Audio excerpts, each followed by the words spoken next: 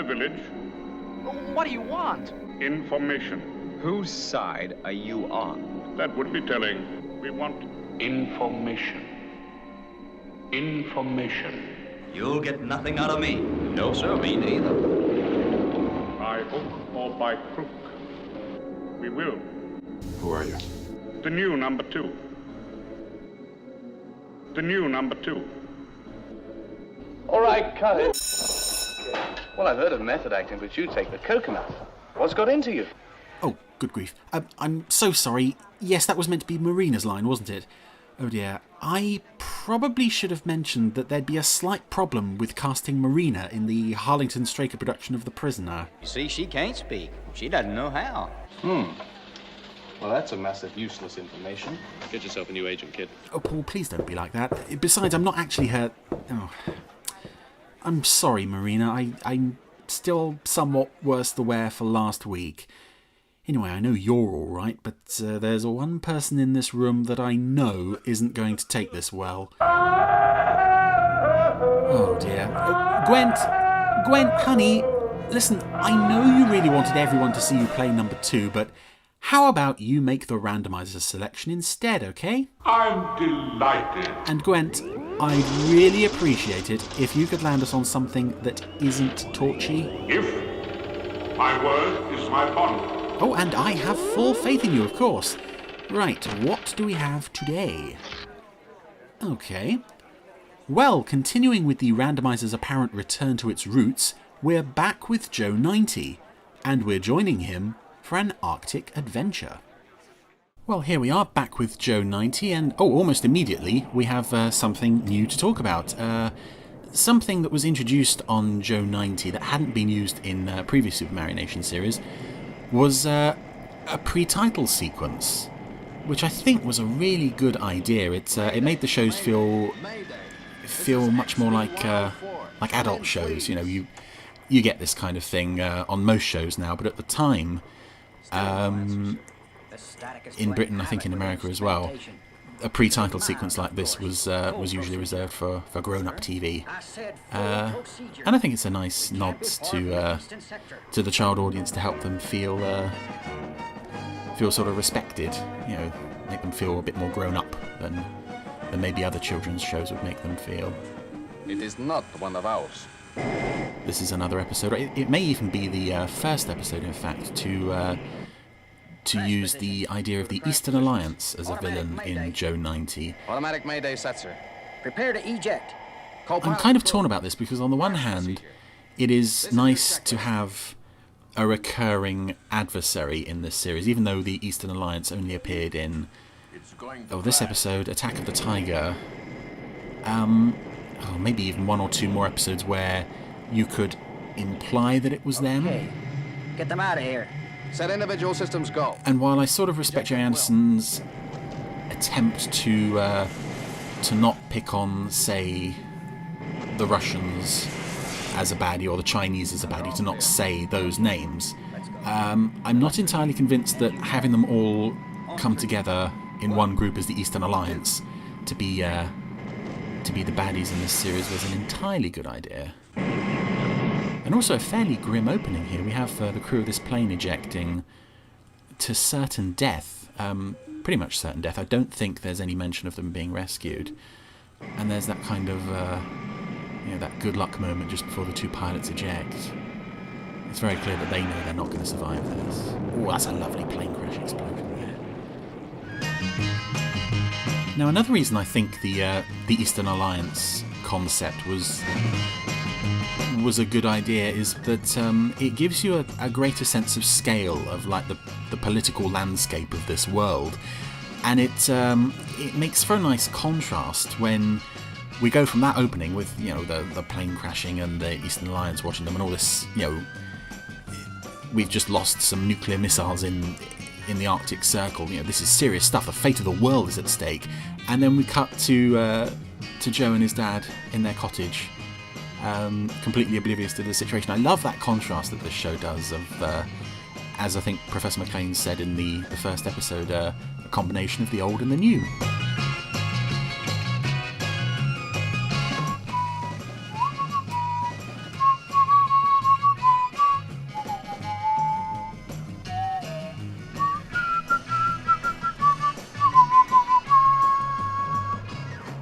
Okay, yeah, I've said before that I adore this opening title sequence, as I adore Stingray and UFO and most of the rest of them. Just something about that opening title sequence makes me happy.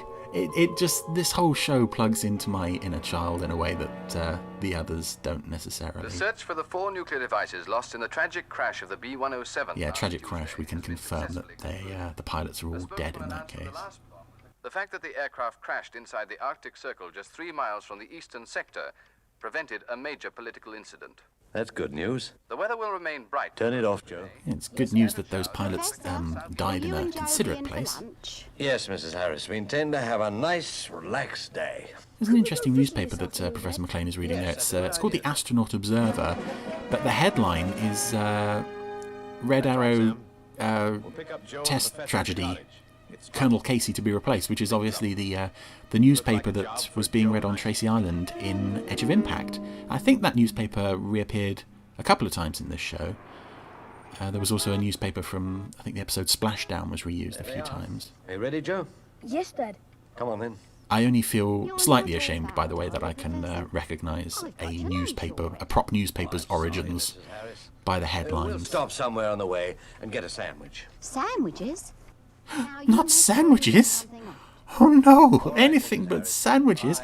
Yeah, this is Mrs. Harris, Professor McLean's housekeeper, who I think Don't know what they get up to, I'm sure. only appeared in 4 episodes, never contributed anything to the stories, and it's always seemed to me as a way to try to give Sylvia Anderson a role in the series, which unfortunately she didn't have, a voice role in the series. Obviously she'd been Melody Angel in Captain Scarlet and, of course, Lady Penelope in Thunderbirds. This series, Joe 90, was very much a more sort of boys' own thing. So it's rare that you even get any female guest characters at all in this show, much less more than one, which is a shame. That bomb must be recovered. Is there any danger it'll detonate? That's virtually impossible. Oh, that means in the Jerry Anderson universe, that means it's an absolute certainty, doesn't it? Yes. It's probably ticking down at this very moment. One problem. Dr. Kelvin is nearly 70. He's too old. Oh, ageist. No, that would not fly today. He'd need to be nearer 90. Nothing wrong with being 70. He can still go on missions if he's 70. Yes. You say you're thinking of organizing an underwater Arctic expedition. Yes, Doctor. We'd be glad of any help you could give us. And you see that you're the head of a top-secret government agency that sometimes people know about and sometimes people don't know about, and you've come to see me. I think this is not entirely on the level. It's going to help us record your brain pattern, Doctor. Record my brain pattern? Oh, very good. I may be an old man, but I haven't lost my sense of humour. Yeah, you definitely have if you're laughing at that joke. That joke cropped up a few times and was very rarely funny. I suppose in a way it's quite charming that people just respond to it as if it's a load of gibberish. I think the only time it was really genuinely funny was in Attack of the Tiger, where they used the line on Fearless Foley, who clearly thought Joe and his dad were both insane. I think that's the best way to respond to it, not to find it genuinely funny. Where to now, Mr. Weston? Back to the cottage, Joe. Get you brained up, and then the real assignment. Find that missing nuclear device. I love that that's jargon in this show. We're going to get the small child brained up. Oh, it's so wrong, and yet so right. Now, I'm looking at this shot of the icebreaker moving across the Arctic Circle here, and I've got to say, and it's not unique to this episode, these sheets of ice, which are obviously resprayed pieces of polystyrene, I never found them entirely convincing in this or in other episodes, like, for instance, Noose of Ice is another one that uses great chunks of polystyrene, and none of it is really convincing. I think because although it's got the right shape and the right texture, it doesn't look cold. There's no sparkle to it. This shot of the underwater complex, I think the ice works well with like the fish tank in front of it to sort of block out the to slightly distort the shot of the ice. And in fact, this shot of the underwater base here is quite interesting because it's made up of a number of pieces, recognisable props from Captain Scarlet. I think a large chunk of it was originally the Atlantica base model in Flight to Atlantica. But if you look closely, and this is only what I've spotted, I'm sure there's more under there, you have the top of the mini satellite from Shadow of Fear, the one that landed on Phobos, the bit with the smiley head, that's quite visible there. And you also have, very tiny, a model of the London car view, which, once you see it there, is you're never going to not notice it. It is like a sort of reunion for old Captain Scarlet props. Now here we have Joe off to recover the missile in a little mini submarine, and a lot of the guest vehicles in Joe 90, I think certainly there is a reason why very few of them became toys. And I don't think any of them are bad designs as such, it's just that they are more designed to be functional rather than attractive. It's it's not meant to look glamorous, it's not meant to look like something that could be turned into a toy. It's meant to look practical, and I think this does. It is a shame, though, that there was very few Joe 90 models made. Obviously, the Jet Air car and Sam's little car were produced in dinkies. Konami did a nice little model of the explosive truck from Colonel McLean. But this could easily become a model, and there's, I think, a few models in Joe 90 that could be adapted as toys. I'm not saying that I want Joe 90 toys, but I want Joe 90 toys. I don't have any. Even when I was a kid, I never had any of the Vivid Imaginations toys that came out at the same time. I kind of regret that now. I was looking at them on eBay recently, but far too expensive. Yeah, here we go. London Car View. Is that the bottom of... Well, only 3 more weeks in this icebox. There's what looks like possibly the bottom half, or at least a piece of the sun probe. Could be wrong. I got it all worked out. Nothing to do? Yes, Commander. Then get on with it. I do like these scenes of the radar technicians in the Eastern Alliance base just chatting to each other and killing time, because it must be very boring for them. It's really nice character stuff, and that was something that this show was always really good at. Not just strong characterizations for the regulars, but also for the guest characters and even minor characters. You'd better turn back. If you get into difficulties, we won't be able to help. No chance. You won't be able to help him even if he gets into difficulty now. As far as I know, you don't have another submarine. You don't have anyone else with his experience. What else am I seeing? Oh, yeah, this is lovely music, by the way. I think I just noticed as well in the undersea base there some of the pressure domes from Avalanche. Drink it quick in case the commander decides to come back. He won't. Oh, this is lovely as well. You've got the 2 radar technicians. They are clearly sat in an underwater section of the base because there's a great big wall of fish in front of them. That's a lovely touch. And it's always nice to see things like that included on the puppet stages, because it must have been hard enough to do on the model sets. It must have been 10 times more difficult to do on the puppet stage, include a tank with fish in. I've located the device. It's lodged in a crack in the rocks, but it shouldn't be too difficult to pick Now, up. this is the first episode of Joe 90 that I've come to since my randomizers for Trial at Sea and Child of the Sun God were first aired on the earliest podcasts. I should explain that I record these quite some time in advance, so I don't know when this is going to go out, but for me at the moment it's late August. I don't know where you are in your time zone, but that's where I am. And so it's a good chance for me to address some of the comments that Jamie made in response to my earlier reviews of Joe 90, specifically how much he dislikes the Joe 90 character for being such a know-all, for telling everybody what to do and all that stuff. And my response to that would be, it could be a lot worse. for starters, he is meant to know everything anyway.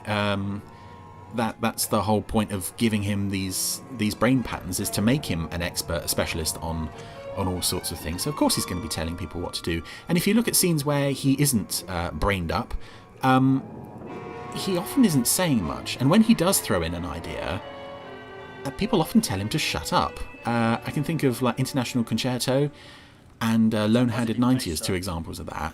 So he isn't treated as a prodigy all the way through. And I also think, for anyone who doesn't like the character, imagine if the Century 21 team had done what had been done on all of the previous Super Mario Nation series that had featured a child character, and they had got a woman to do the voice. Now, nothing against Sylvia Anderson, Christine Finn, any other women who did child voices in those shows. I don't think there were any others. But it never sounded convincing. But it sort of fit in the world of Thunderbirds and Stingray, where you didn't have these correctly proportioned puppets. There wasn't this huge drive for ultra realism like there is in Joe 90 and Captain Scarlet. So I think we get away very lightly with having Len Jones portray this character. I mean, just imagine if that was, if it was the voice of Jimmy Gibson coming out of this puppet. I would have issues with this show as well. As it is, I think what we get is not perfect, but I think it is a lot better than people would give it credit for. And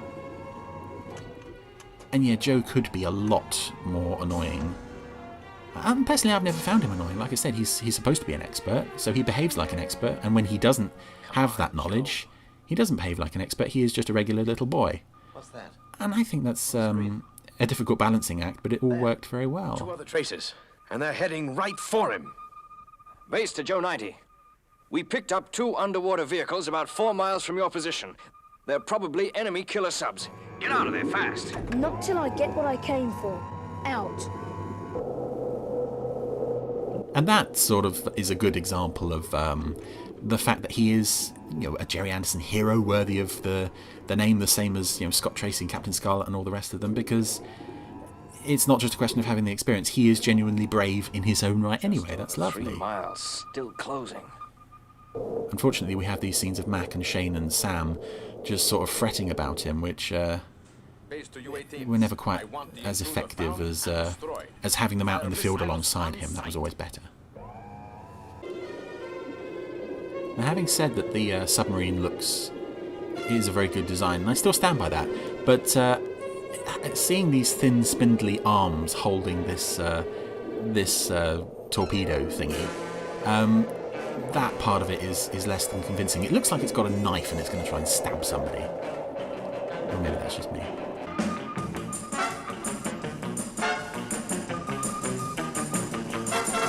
Gosh, never has staring at a screen looking at radar blips been so funky. I love the music in this show. Now we've got some more underwater scenes here, where you can see they've taken the time to treat the polystyrene and make it look more real. It's got moss growing on it. There are different shades in the colours. It's not just polystyrene. The stuff on the surface is really obviously polystyrene. It has no frostiness. It has no weight to it. Underwater it looks lovely. I just wish they'd taken the time to do a bit more on the surface, just a little bit more. Still looks better than most other shows have made around this time, but now this music that's playing at the moment, this returned a few times in Joe 90. Was also used in Space 1999, I think, in Collision Course. But it was also used, and this is a very personal memory, when I was at university doing a film. We were making a short film, like 5 minutes. It was about somebody who suddenly found themselves all alone. There was nobody around, and there was no dialogue, so we needed some really good music. I went raiding my soundtrack library, which at the time was basically just Jerry Anderson stuff, and I brought in all of the spookiest music I could find, including that piece. And that piece was chosen to be the soundtrack for this film. And luckily nobody asked me where it came from, because if they had, I would have felt mildly embarrassed to say to my university friends, oh yeah, this is a piece of music from Joe 90. Him aboard. You've done. What? Of course, now I don't care. But at the time, you know, it's not the coolest thing to own up to. I think you're a winner, Mr. Weston. Joe. A winner. Oh, that's right. W-I-N, winner. That's very good. That's very good, Joe, yeah. Once again, I love David Healy. I love Shane Weston as David Healy. That's just... And again, it shows the evolution of the humour in this show, that Joe can make an obviously awful joke. His dad and Sam just go, oh, and Shane is like, yes, I'm putting that in my big book of jokes. Well, that was Arctic Adventure. Once again, as with, I think, about 60 or 70% of Joe 90, perfectly decent, perfectly serviceable, nothing spectacular, but a solid entry that once again shows the strength of the series. And, yeah, as with everything Joe 90 related, I really enjoy it. I apologise if people are sort of hoping that I can tear it to pieces. There are very few episodes of this show that I don't like. I think maybe there are 2 that I don't like, and even then, they're just they're not great. But this is a nice little excursion to the Arctic Circle, which was I don't think Century 21 did many sort of icy, snowy, polar-related episodes. There was usually one ice episode, one snow episode. So we've now had our ice-related episode. We will hopefully one day get our snow episode, but that'll be another time. Bye-bye.